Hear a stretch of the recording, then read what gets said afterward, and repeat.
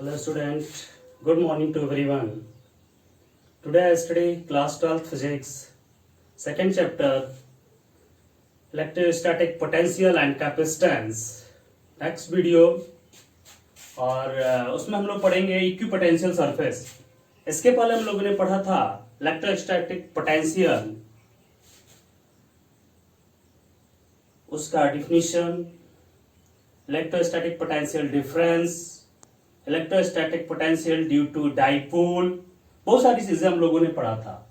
अब हम लोग को पढ़ना है नेक्स्ट टॉपिक आपका है इक्विपोटेंशियल सरफेस. इक्विपोटेंशियल सरफेस क्या होता है? ठीक है, नाम से यह स्पष्ट है इक्विपोटेंशियल. इक्वी मतलब इक्वल, पोटेंशियल यानी जहां जिस सरफेस पर, ये सरफेस हो गया, जिस सरफेस पर पोटेंशियल इक्वल हो हर जगह, ऐसे सरफेस को क्या कहते हैं हम लोग? इक्विपोटेंशियल सरफेस कहते हैं. इसके नाम से ही एकदम क्लियर है कि surface on which potential is same everywhere. Surface on which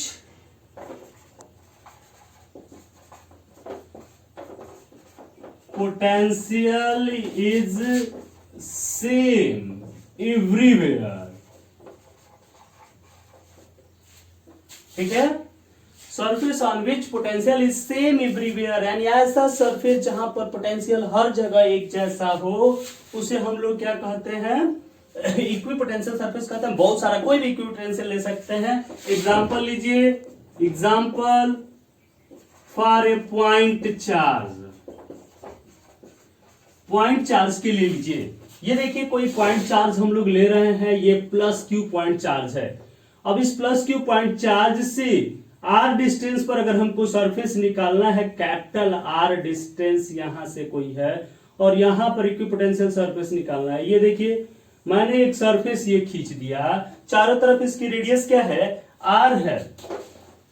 अब यहां पर देखते हैं हम लोग, ये चारों तरफ इसकी रेडियस आर ही है. यहां भी पोटेंशियल आर डिस्टेंस पर, पोटेंशियल का फार्मूला क्या होता है भाई? 1/4πε0 क्यू अपन क्या? आर. ठीक है, 1/4πε0 क्यू अपान आर हो जाएगा. यहां पर लेंगे तो भी 1/4πε0 क्यू अपान आर, यहां लेंगे 1/4πε0 Q upon R, 1/4πε0 Q upon R, 1/4πε0. हर जगह इसकी वैल्यू क्या हो रही है? सभी सरफेस, सभी पॉइंट पर इसकी हर पॉइंट पर पोटेंशियल क्या आ रहा है? सेम आ रहा है. ठीक है, कितना आएगा? V equal to 1/4πε0 Q upon R. So this surface, इस सरफेस को क्या कहेंगे? इस पूरे सरफेस को इक्विपोटेंशियल सरफेस, इक्विपोटेंशियल सरफेस इसको बोलेंगे. ये इक्विपोटेंशियल सरफेस हो गया. समझ में आया? अच्छा, मान लीजिए कि यही कॉन्सेंट्रिक स्फीयर्स लेते हैं. ठीक है, concentric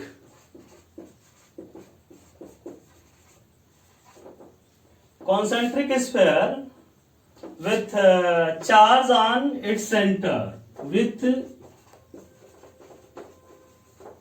charge on its center. Charge कहां पर हो? इसके सेंटर पर हो. ठीक है, सेंटर स्फीयर जो होगा, centre sphere is equipotential surface. ठीक है, वो इक्विपोटेंशियल होगा. अब से चलिए, अब इसी के लिए कॉन्सेंट्रिक स्फीयर्स हम लोग खींचते हैं. इसी पर एक खींच लेते हैं. ये देखिए एक और स्फीयर हमने खींचा, ये एक ये स्फीयर खींचा, ये सरफेस. यहां पर भी चारों तरफ हर जगह इक्विपोटेंशियल होगा, यहां पर भी इक्विपोटेंशियल होगा, यहां पर भी इक्विपोटेंशियल होगा. ये तीनों, इस पर भी सब जगह एक ही होगा, इस पर सब जगह एक ही पोटेंशियल होगा, इस पर सब जगह एक ही पोटेंशियल होगा, हर जगह. यानी कॉन्सेंट्रिक सर्कल्स अगर हम खींचते हैं तो वो सरफेस जो होगा वो कैसा होगा? इक्विपोटेंशियल सरफेस होगा. यहां पर आप हर जगह देख सकते हैं इक्विपोटेंशियल सरफेस. समझ में आया? इसके हर पॉइंट पर पोटेंशियल सेम, इसके हर पॉइंट पर पोटेंशियल सेम, इसके हर पॉइंट पर पोटेंशियल, हर जगह पोटेंशियल क्या होगा? सेम होगा. ये आप पहले चैप्टर में पढ़े थे लीनियर चार्ज के लिए.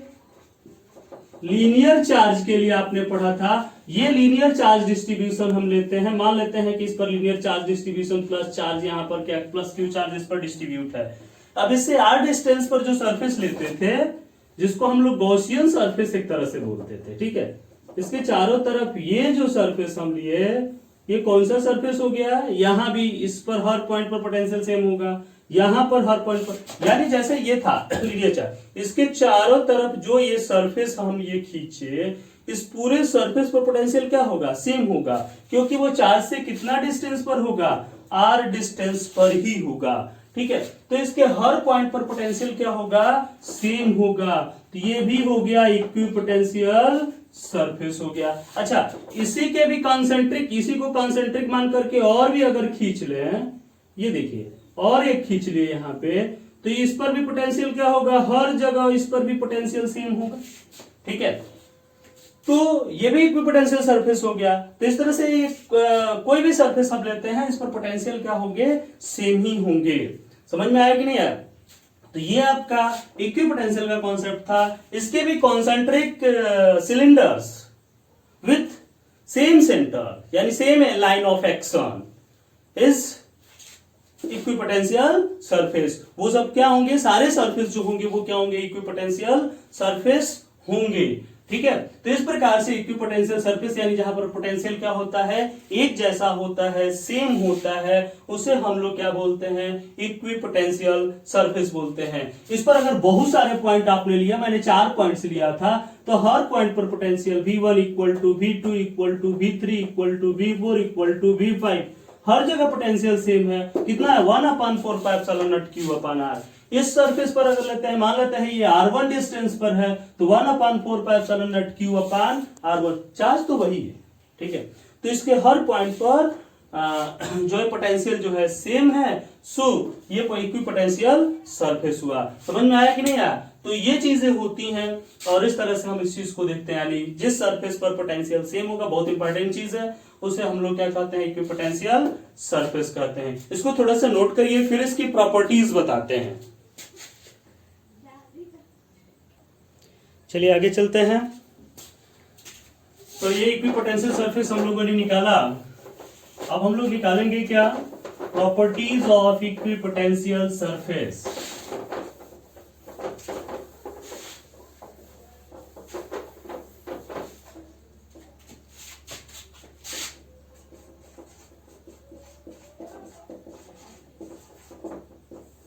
Properties of equipotential surface. Equipotential surface की हम लोग क्या करेंगे, प्रॉपर्टीज निकालेंगे।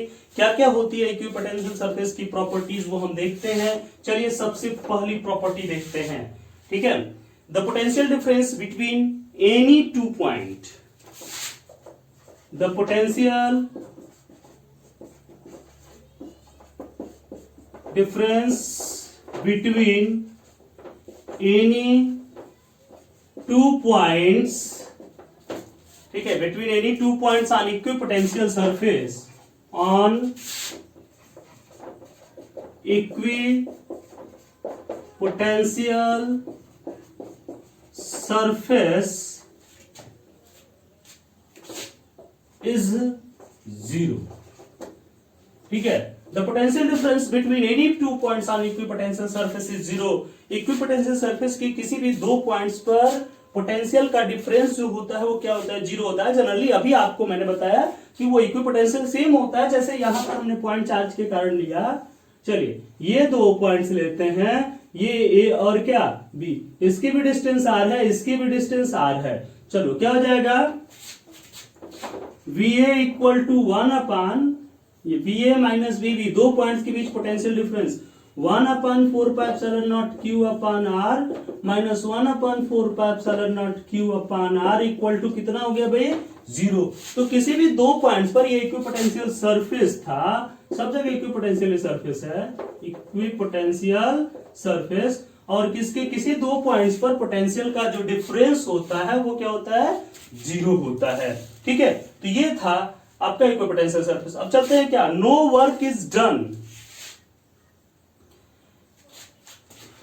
दूसरा, no work is done by electrostatic force, या बना लेते हैं,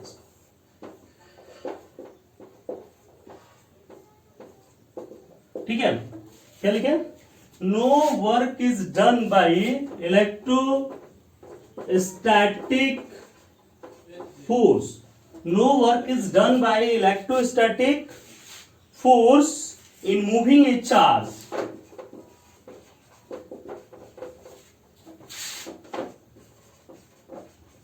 ठीक है, no work is done by electrostatic force is moving a charge on equipotential surface, on equipotential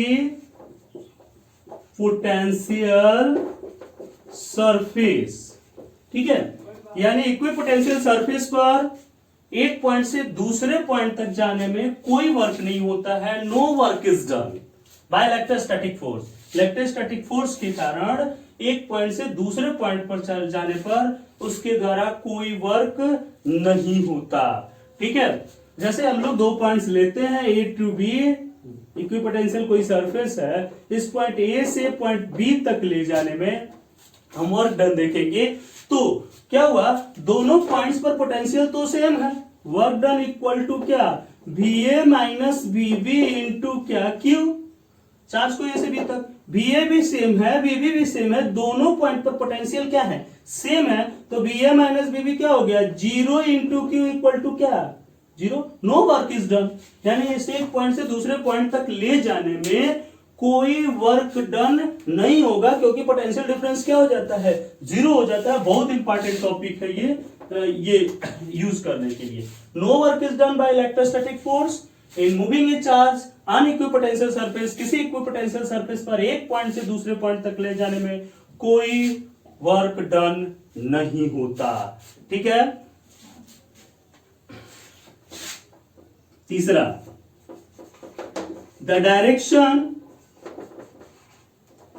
of electric field, the direction of electric field is always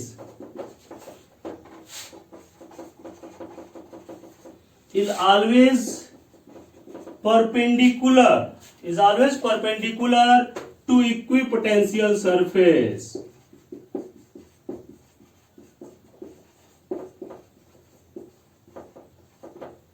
ठीक है।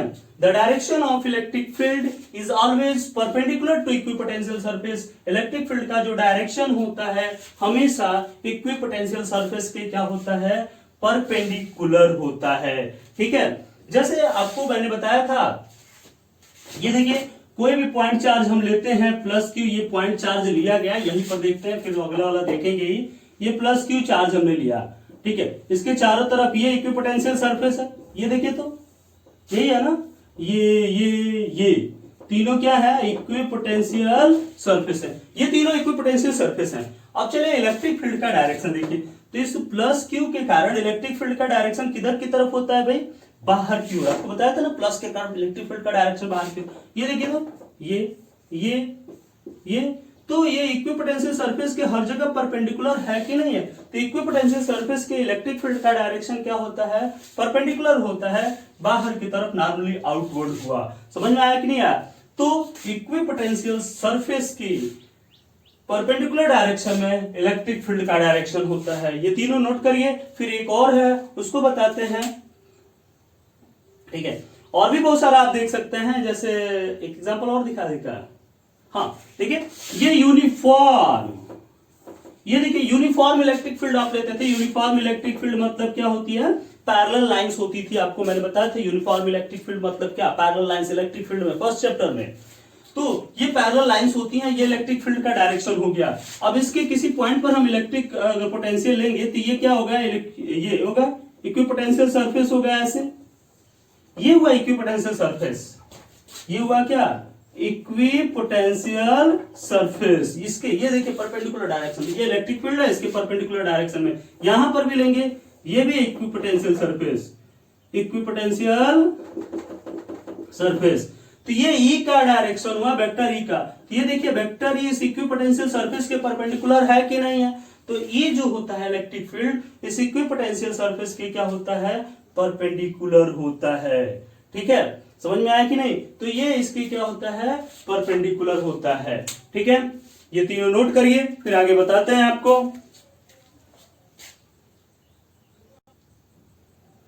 चलिए अगली प्रॉपर्टी देखते हैं। ठीक है, इसकी अगली प्रॉपर्टीज हम लोग देखते हैं कि क्या है इसकी अगली प्रॉपर्टीज। ठीक, तो इसकी अगली प्रॉपर्टीज हम देखेंगे। ये 3 प्रॉपर्टीज हो गई, इसको मिटा देते हैं। आपको ये 3 प्रॉपर्टीज आप याद रखेंगे। चौथी प्रॉपर्टीज देखते हैं। चलिए चौथी प्रॉपर्टी जो इलेक्ट्रिक फील्ड में हम लोग पढ़े थे वैसे ही, two equipotential surface can never intersect each other. To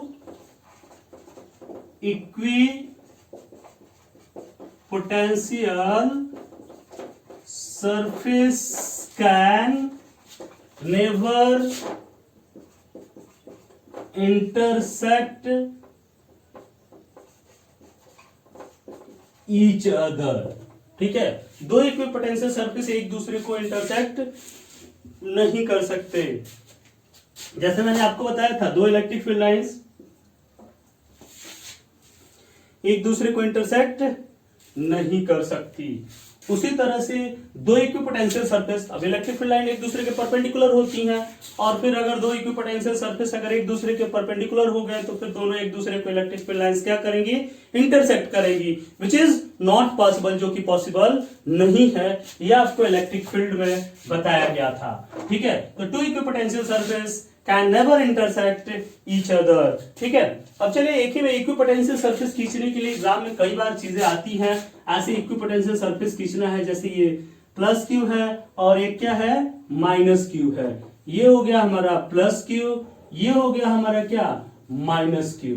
ठीक है, ये प्लस क्यू और माइनस क्यू, 2 पॉइंट्स चार्ज हम लोगों ने लिया, प्लस क्यू और क्या, माइनस क्यू। अब इसके कारण हम इक्विपोटेंशियल सरफेस खींचेंगे। तो उस इक्विपोटेंशियल सरफेस खींचने से पहले हमको क्या करना है, इलेक्ट्रिक फील्ड लाइंस खींच लेते हैं सबसे पहले। ये देखिए, ये इसकी इलेक्ट्रिक फील्ड लाइंस हुई, ये इलेक्ट्रिक फील्ड लाइंस है इसकी।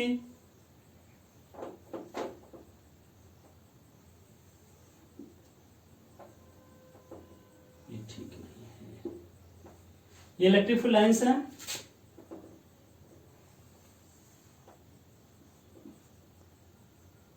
प्लस से शुरू होती हैं और माइनस पर जाकर क्या होती हैं, खत्म होती हैं।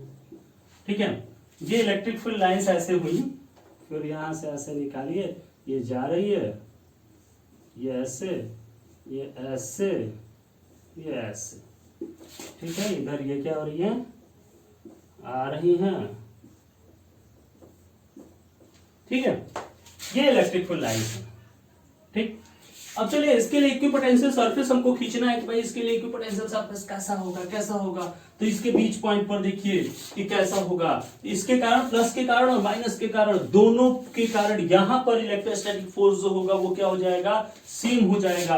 तो यहां पर जो इक्विपोटेंशियल सरफेस होगा वो क्या होगा, ऐसे लाइन होगी, क्योंकि इसके परपेंडिकुलर होता है ना। तो यहां पर देखिए इसके परपेंडिकुलर, लेकिन यहां पर देखिए थोड़ी सी झुकी हुई है, तो झुकी हुई है तो इलेक्ट्रिक पोटेंशियल क्या होगा, परपेंडिकुलर होना चाहिए हर जगह, तो वो परपेंडिकुलर ऐसे हो जाए, परपेंडिकुलर होगा इस इलेक्ट्रिक फील्ड लाइंस के परपेंडिकुलर।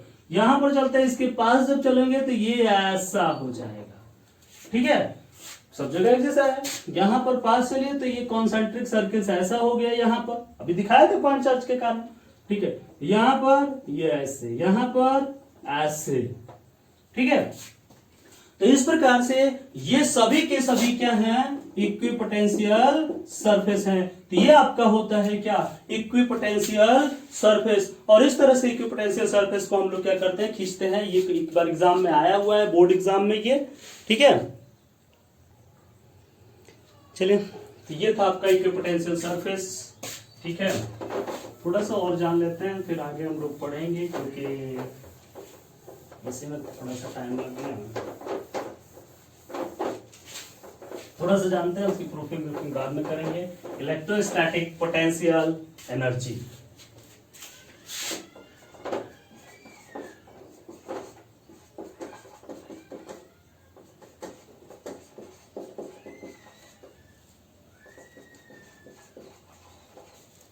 इलेक्ट्रोस्टैटिक पोटेंशियल एनर्जी हम लोग पढ़ेंगे। इलेक्ट्रोस्टैटिक पोटेंशियल एनर्जी क्या होती है, electrostatic potential energy. Electrostatic potential energy मतलब क्या कि आप पोटेंशियल एनर्जी तो पढ़े हुए हैं, 11th में आपको पढ़ाया गया था potential energy, work done stored as potential energy यानी चेंज इन पोटेंशियल एनर्जी। ठीक है, बहुत सारी चीजें आप पढ़े थे, चेंज इन और पढ़े थे 11th में, क्या एक पढ़े थे क्या से, वर्क एनर्जी थ्योरम पढ़े थे। वर्क एनर्जी थ्योरम आपको प्रूव करके दिखाया गया था, 11th में पढ़ाया गया था। क्या था वर्क एनर्जी थ्योरम? कि जो हम वर्क लगाते हैं, ये वर्क जो होता है किसके बराबर होता है? Work done change in kinetic energy के। जो वर्क डन होता है final kinetic energy minus initial kinetic energy, आप प्रूव करके दिखाए थे। वर्क डन काइनेटिक एनर्जी के क्या होता है? डिफरेंस के इक्वल होता है के एफ माइनस के आई। तो चलिए पोटेंशियल एनर्जी का थोड़ा सा कॉन्सेप्ट जानते हैं। इलेक्ट्रोस्टैटिक पोटेंशियल एनर्जी मतलब क्या? चार्ज के कारण, अगर कोई एक चार्ज है, ये देखिए कोई एक चार्ज है, तो इलेक्ट्रोस्टैटिक पोटेंशियल एनर्जी। अब यहां पर इलेक्ट्रोस्टैटिक पोटेंशियल एनर्जी हमको निकालनी है। पोटेंशियल एनर्जी मतलब वर्क हुआ, कुछ वर्क डन। और अगर कोई एक चार्ज लेते हैं तो कोई दूसरा चार्ज जब है ये नहीं है तो इस पर कोई वर्क लगेगा क्या भाई? कोई फोर्स लगेगा क्या? कोई फोर्स नहीं लगेगा। कोई फोर्स नहीं लगेगा तो नो वर्क इज डन। तो due to single charge no potential energy, no electrostatic potential energy, कोई इलेक्ट्रोस्टैटिक पोटेंशियल एनर्जी नहीं होगी। क्यों नहीं होगी? क्योंकि इसके बीच इलेक्ट्रोस्टैटिक फोर्स जो हुआ वो क्या हुआ? एफ इज इक्वल टू कितना? 0। कोई इलेक्ट्रोस्टैटिक फोर्स लगेगा ही नहीं। जब दो फोर्स लगेंगे तभी तो फोर्स लगेगा। F equal to 1/4 Q1 Q2 अपन क्या? R square. ठीक है, तो Q1 Q2 दो चार फोर्स, एक ही चार्ज है तो कोई मतलब है नहीं, कहां से फोर्स लगेगा? कोई दूसरा रहता तब तो उसको अट्रैक्ट करता है या रिपल करता, दूर हटाता।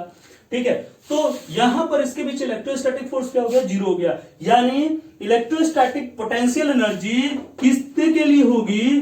टू चार्ज के लिए होगी या सिस्टम ऑफ चार्ज के लिए होगी, बहुत सारे चार्ज के लिए होगी। तो इलेक्ट्रोस्टैटिक पोटेंशियल एनर्जी दो चार्ज के लिए होगी या सिस्टम ऑफ चार्ज के लिए होगी। अपने फार्मूला वो प्रूफ है, वो फार्मूला हम प्रूफ करके दिखाएंगे। Q1 Q2 अपान R होता है पोटेंशियल एनर्जी के लिए। ठीक है, तो ये चीजें हैं। U equal to 1/4 Q1 Q2 अपन क्या? R। जैसे कोई दो चार्ज थे, मान लो शुरू में कोई दो चार्ज थे, ये प्लस Q चार्ज है, ये माइनस Q चार्ज है। अब क्या होगा? ये प्लस Q चार्ज, ये माइनस Q चार्ज, ये दोनों चार्ज एक दूसरे को क्या करेंगे? अट्रैक्ट करेंगे। दोनों चार्ज क्या करेंगे? एक दूसरे को अट्रैक्ट करते हैं। तो दोनों चार्ज एक दूसरे को शुरू में तो ये इनिशियल कंडीशन था, शुरू में तो इतने दूरी पर ये थे, लेकिन जब दोनों एक दूसरे को अट्रैक्ट करने लगे तो बाद में ये कहां पर आ गए? यहां पर आ गए।